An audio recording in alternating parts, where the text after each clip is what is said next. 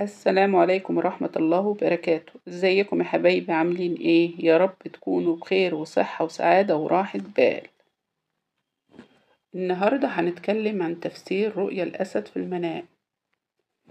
يعني لو الأسد هجم عليك في المنام ما تخافش، فده بشرى لك.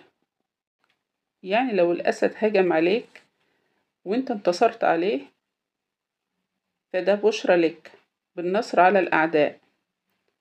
أما لو هو انتصر عليك فده معناه انتصار عدوك عليك. والأسد في بعض الأحيان ممكن يكون للعزباء زوج. لو دخل البيت وهي مطمئنة ليه كده وفرحانة بيه فده بيكون زوج.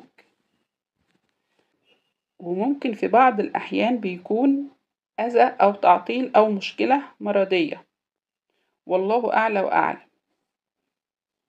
ومن أكل لحم الأسد فإنه انتصر على عدوه وأكل مال عدوه، نال مالا وانتصر على عدوه.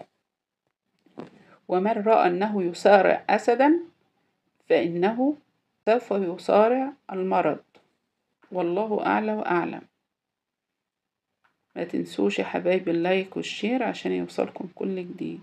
والسلام عليكم ورحمة الله وبركاته.